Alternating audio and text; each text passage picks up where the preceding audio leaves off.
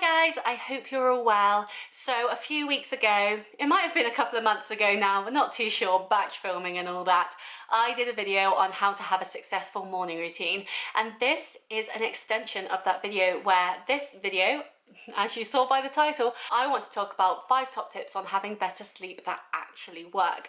Now, I watched a podcast recently that talked about this and I had to pull out the information that sleep expert gave because it was absolutely fantastic. I will link the podcast below so you can watch it too. I always watch this podcast rather than listen to it. I just feel I digest the information more if I have it on screen rather than just in my ears, because otherwise I can just tune it out, you know. But that is today's video, and without further ado, let's just get into it. I'm Shona. I post a new video every Friday at 5 p.m. equating to health or fitness or nutrition, and I would love to see you there. So please subscribe if you're new, stick around if you're not, and let's get into it.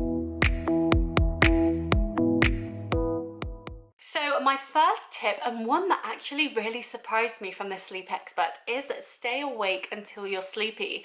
Now, there's nothing worse than tossing and turning for hours in bed with your mind running with things, just lying there feeling like I should be asleep. I've got to get up in 5, 4, 3 hours and I can't get to sleep. And that's because your brain isn't ready to be shut off yet. Your brain isn't tired. Your brain clearly hasn't used up enough energy in the day to make you want to fall asleep because it doesn't need it yet. So what's the point in fighting that? Why should you stay up for ages and ages trying to get to sleep when it's not going to do any good for you? And so what I do when I am not feeling sleepy is I turn off all electronics in terms of blue light, because I don't want to trick my mind into thinking it's still daytime and ending up staying awake longer than that.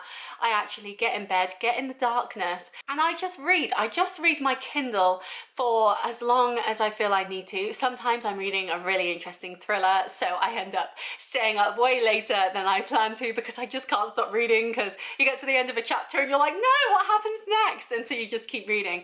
But that really helps me. I just read and read and read. It's great to read as well because it's a different form of media that you can really enjoy. You really get sucked into it.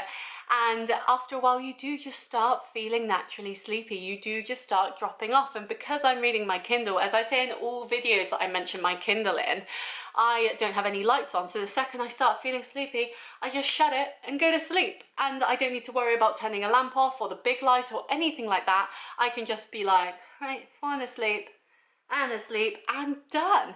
And it's great. And so while I really recommend a Kindle for this one, this really helps me. And so yeah, just stay awake until you're sleepy, but do steps to help that sleepiness come, whether it be a hot drink, have some hot chocolate, a chamomile tea. You could use lavender spray on your pillow or on your bed sheets. You could change your bed sheets so they feel all soft and snuggly and warm. You could listen to a podcast. What I really enjoy doing is I put my laptop screen brightness to 0, so it's completely blacked out, and then I put on a streamer, like a Twitch streamer or someone like that. I have certain YouTubers that I love to watch, and I just put one of their streaming videos on that are usually a few hours long, and I just have that in the background because it's a familiar voice that I like to listen to anyway, I like to watch, and because it's a stream, usually they're just talking away, and it's just nice. You don't have to connect with it, and it isn't so quick and fast and upbeat that you have to keep engaged with it. You're not excited by it. It's just something nice to have in the background. And so if you don't have a book or a Kindle or anything like that, that sort of thing can really help me too. It helps your brain concentrate on something, so it's not just constantly talking to you either, and sleep will come a lot easier than you think normally. Just watch out for the ads, because being nearly to sleep and then honey ASMR comes on and it gets a bit weird. The next one is that you should not be on target 100% of the time, because no one can do that. Say you normally go to bed at 10 p.m. and you're asleep by 10:30, but suddenly your friend invites you to a birthday party and they're up till 4 a.m. You don't want to be that sad case that's like, okay, I'm going to bed at 10:30, bye, and missing out on all the fun and festivities. If you are on target 80% of the time, that's perfectly fine. You should aim for that. So say 5 days of the week you are on time, perfect, great, because you've always got to get up at the same time because of work or something like that. That's great. And then on the weekend, on Saturday night, or Friday night when you want to go out with friends or you want to stay up a bit later and watch a film or anything like that, then that's perfectly fine. You can do that. You don't have to be a perfect human to get good sleep. You just have to be there most of the time.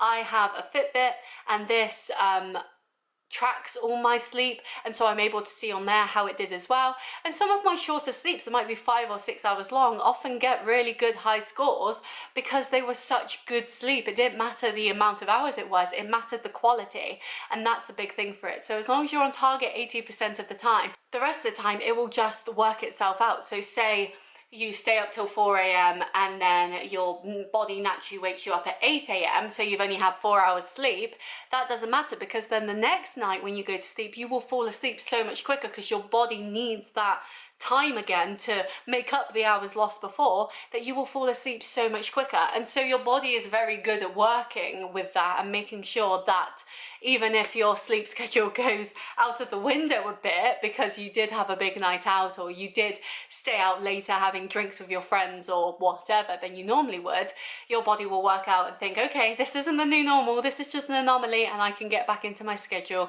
as soon as you decide to.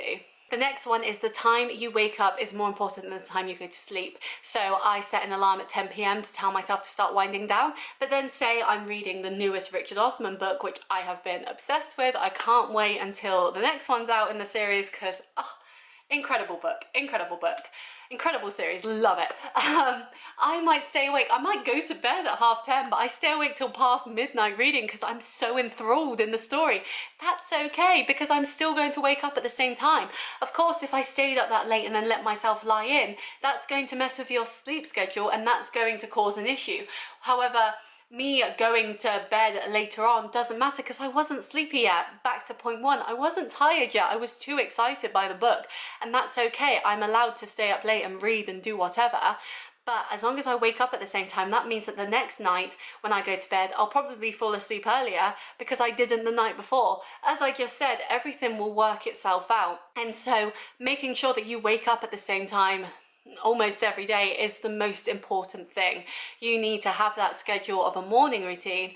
As I spoke about in my How to Become a Morning Person, this is so important, and all those tips that I shared in that video can help you become a better morning person, so your sleep becomes better as well. It all works together. It's brilliant that way.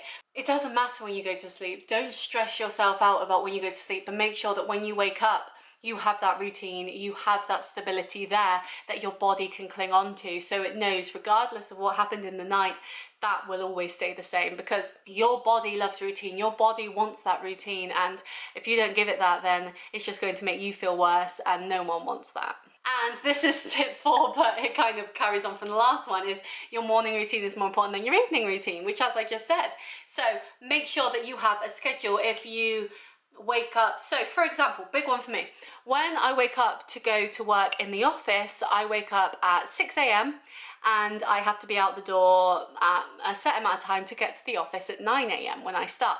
However, when I work from home, I will still be starting work at 9 a.m. but that means I could sleep until 8:30 and then just roll out of bed and get to my laptop on my desk in the same house and not have to travel anywhere. That's not good. That's not a good routine. So what I'm doing is, hopefully, because I haven't started working from home yet at the time that I'm filming this video, I will still wake up at 6 a.m. and instead of lying there and doing nothing, I am going to make myself feel productive. I'm going to go for a walk in the morning, or I'll go to the gym in the morning and get that done for the day so I don't have to worry about it after work when it's probably going to be busier. I am going to make a better breakfast for myself. I'm going to listen to a podcast or watch a motivational video or work on some other work that I wouldn't have time for otherwise, like my YouTube videos. I could edit one of those in that 2 hours before my work starts. I could do this, that, the other, anything, but that means that I'm keeping that routine of the same time every morning. And while my morning routine in terms of its content might change, the actual timings don't, and that's the most important thing. You can do something different every day with your time, but you should always do it at the same time so your body knows when to wake up, when it gets tired, and everything like that. And so yeah, that's my plan, and I'm really looking forward to that plan, because especially as we're coming into summer, or I think it will be summer by the time this video comes to you, which is crazy, I We'll have the sunshine in the morning, I'll have the warmth, I'll have the birds singing, it'll be quiet as well.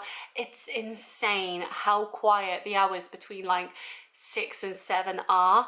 It is so quiet and it's so nice to get outside and just relish in that time. I might even say go to a local countryside park, because I have a few around my house, and just take my Kindle and read for an hour, you know, just get outside and just enjoy that quiet, enjoy that calm.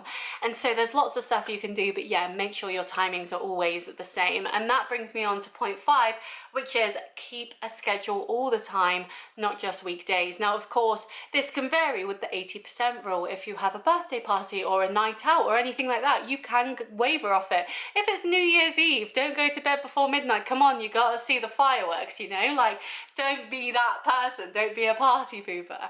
But when it is just a normal weekend, when it is a weekend where you're not doing anything, you're not seeing anyone or anything like that, make sure that you keep that routine. Make sure that you are still getting up at the same time. So for me, I will still wake up around between 6 and 8 a.m. on the weekend. Today I saw my grandpa, which was really nice. I saw my mum, I saw people, I saw my family. It was lovely. Yesterday I got up at, I think it was 8 a.m. and I watched the whole of Selling Sunset season 5, which probably wasn't the best use of my time, but I enjoyed it. And that meant that, and I played The Sims. Sims was great, got a new cat, he was called Fish, loved it.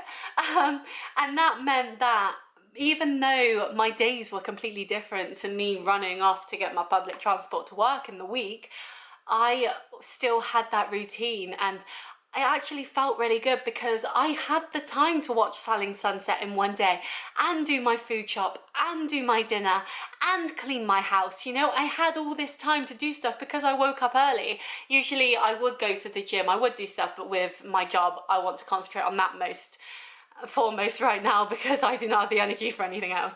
So right now I'm not doing my normal gym routine that I would do in the morning, but when I get to that point, I'll do that too.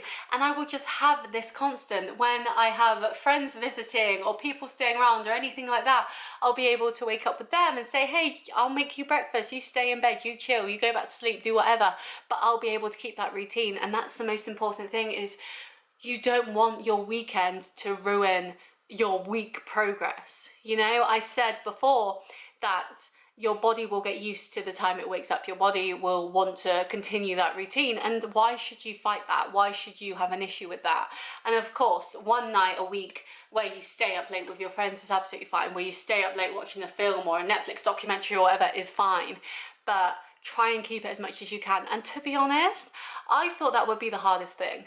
When I started my How to Become a Morning Person research for my other video, I thought waking up at 6 a.m. on the weekends was going to be horrific, because that's the time you want to lie in, that's the time you want to chill. But actually, waking up at that time doesn't mean you can't still chill. That doesn't mean you can't stay lying in bed till 10 a.m, midday even, you know? Just do it awake because that's all your body needs. Your body needs that routine, but that doesn't mean that you have to be doing something with it. That means that you can just chill. You can watch TV, you can play Candy Crush, you can do whatever, you know? You can play The Sims like I enjoy doing. That's perfectly fine. It's all about being awake while doing it and not lying in. And so those are my 5 tips for better sleep, and I won't lie to you, hearing that was really insightful. It really helped me, and I honestly feel great. I have been working from home for a long time, and now with this job I've been going into the office more than I've been working from home, just to be trained up on things in person, because it's so much easier to learn in person than over a Skype call, because that is horrific. And I haven't had an issue at all. I have found it so easy to get up in the morning. I put like a full face of makeup on. Like, I've never done that before, but I get like smart. I'm able to pick up my clothes. I'm able to make my lunch in the morning. I don't like coffee, so I have like mocha sachets. I take one of them into the office with me. I am able to catch the earlier public transport, so I'm there even earlier, so I'm never rushing around or late. It's just such a great thing. I cannot explain it. Until you get into that swing of putting your schedule first, you won't understand it, but it is absolutely brilliant. It has revolutionized my life. I feel so much better for it, and yeah, it's just great. So those are my 5 top tips. Please let me know any tips that you have about your sleep schedule, about sleeping better, all that sort of stuff. Let me know in the comments below. Please like this video if you enjoyed it, if you found it informative. As I said, I've got more which I will link, so you can go enjoy those too. And yeah, if you want to see more videos like this, please subscribe. I post, as I said at the start, a new video every Friday at 5 p.m, and I would love to see you there. So I will see you next time. Bye!